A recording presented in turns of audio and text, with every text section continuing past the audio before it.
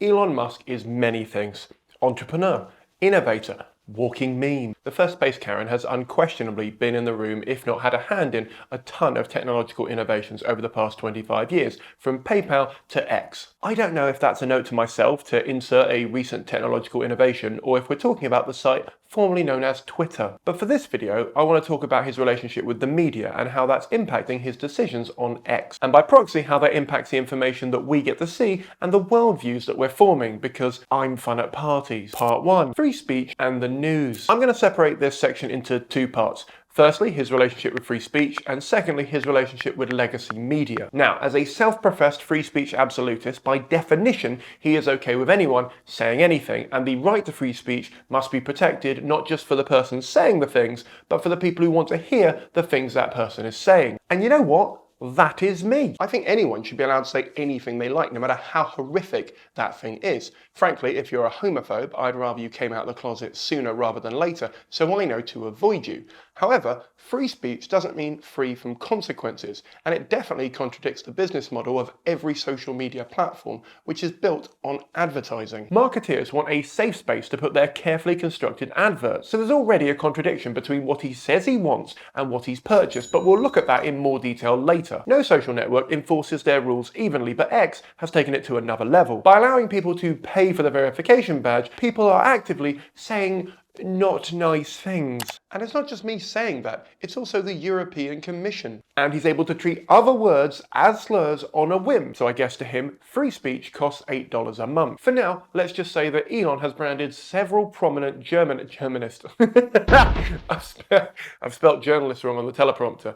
It reads as Germanists, so we'll go with German journalists. And on some other countries who have questioned his commitment to free speech on X, he's treated not particularly well. Let's put it that way. So now let's move on to his relationship with the mainstream media. Elon Musk engages in three main media spaces: the established mainstream media, the fringe, and the Twitter sphere, specifically in communities linked to his companies like Tesla or SpaceX, as well as anything to do with woke stuff. He, like most of us, favours sources that flatter him in all of these free spaces. He's gone on record saying that he almost never reads legacy news anymore, preferring to get his news from non-traditional media sources, like fringe blogs, and podcasts, including Joe Rogan and Lex Fridman. And you know what? Fine. I get a lot of my news from YouTubers and podcasts as well. I've got no issue with that, except when it starts to impact my ability to get the news from the mainstream media as well, which I also like to do. Oh, wait. Elon has expressed disregard for traditional news outlets and implying their irrelevance in the age of social media. And you know what? I half agree, although it appears his issues are much more petty than mine. He's also upset that the mainstream media didn't cover the Twitter files in the way that he wanted, and they said mean things about him. So here's the thing.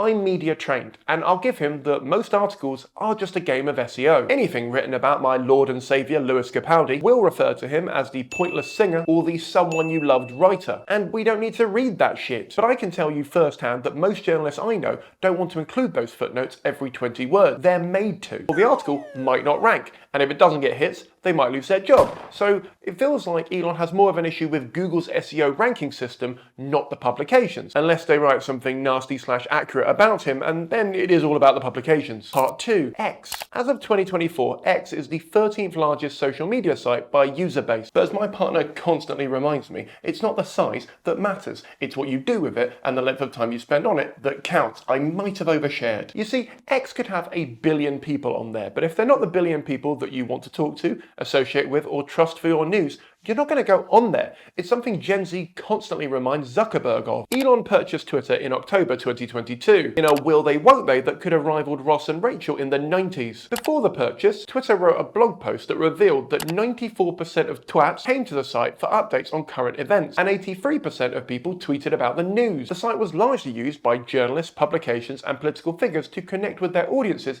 as well as share news updates. Or if you're BuzzFeed, you were looking out for 5 tweets that kind of sounded like they were complaining complaining about the same thing, and then writing an article about how everyone is moaning about that thing. The reason the site was a trusted resource for the news was largely the blue ticks, which Elon has decided would work better as a commodity rather than a stamp of legitimacy. Which checks out when you remember this is the same guy that thought car heated seats should come as a subscription. Although credit where the bare minimum has happened, he did give away some blue ticks for free to his favourite accounts, but most of them didn't want them because they didn't want people thinking they were paying Elon $8 a month. Full video on that here. Everyone else lost their blue tick overnight. One of those publications was the Washington Post. Elon said it was hypocritical of Jeff's little newspaper to sell subscriptions but not pay for his. Although to be fair, Musk wanted $1,000 a month, whereas the Washington Post was asking for the slightly more reasonable by comparison $20 a year. It's like when Kanye said he couldn't shift $500 plain white t-shirts. Sure, Jesus, it's the haters and not the price tag. In April 2023, Musk briefly decided to incorrectly label some news outlets as government funded, which led to NPR and other publications quitting the platform altogether. And when CBC claimed to be less than 70% funded by the government, their label was adjusted to read 69% government funded, which, as a petty man, I respect the joke. After all, comedy is legal on X. But these labels were removed completely within 3 weeks, or as it's known here, half a Liz Truss term in office. Interestingly, Tesla was never labelled as a governmentally funded manufacturer, but I'm sure that's just an oversight. In August 2023, X briefly put a 5-second delay on links that loaded news sites, including the New York Times and Reuters, as well as rival social media apps, including Instagram and Blue Sky. This might seem like a small thing, but according to a Google study from 2016, when they were marginally useful, 53% of mobile users abandon sites when they take longer than 3 seconds to load. So the 5-second delay was not only calculated, but very well planned for people who ain't got time for that shit. In October 2023, he got rid of the headlines from links to improve the aesthetics, but decrease the usability of X in what we now call a reverse Cybertruck. At this point, Elon tweeted that he almost never reads legacy media, saying that X's algorithm is optimized against links so that people will stay on his site as long as possible. Then premium users were given the ability to write more characters in their post than a Charles Dickens novel,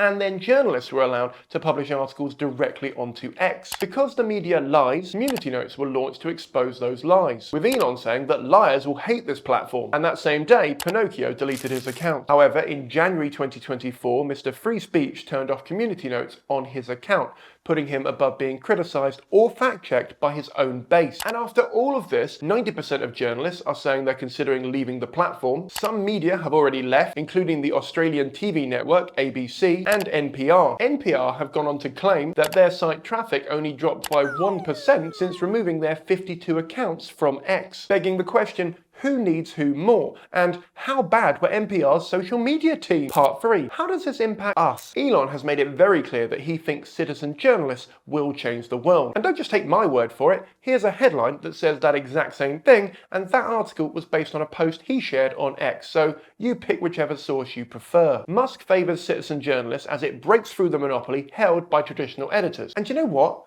I'm not entirely anti that. I think breaking up some of the traditional monopolies, or at the very least letting through some new publications, would be a good thing. However, it appears the reason Elon wants this to happen is so that X can own the conversations. Arguably the one thing the richest man on earth shouldn't be able to buy. It's also worth noting that publications do have a code of ethics which, in theory, they have to live up to. They have teams of fact checkers and can be sued if they publish misinformation, whereas Joe Blogs from Utah sitting in his pants playing at journalism doesn't have to do any of those things. This means that Elon can suppress articles on things like the number of traffic deaths linked to Tesla's autopilot program and the horrific details of what the monkey test subjects at Neuralink went through, all the time that Musk allegedly exposed himself to a flight attendant and then tried to pay her off with a horse, but they eventually settled on $250,000 to keep her quiet. Allegedly. Beyond all of this, he can suppress any news that his other ex-investors, including Fidelity and Saudi Arabia's sovereign wealth fund, want removed or hidden, as well as any news that governments who fund his other companies want to disappear, which makes him more of a publisher than a platform.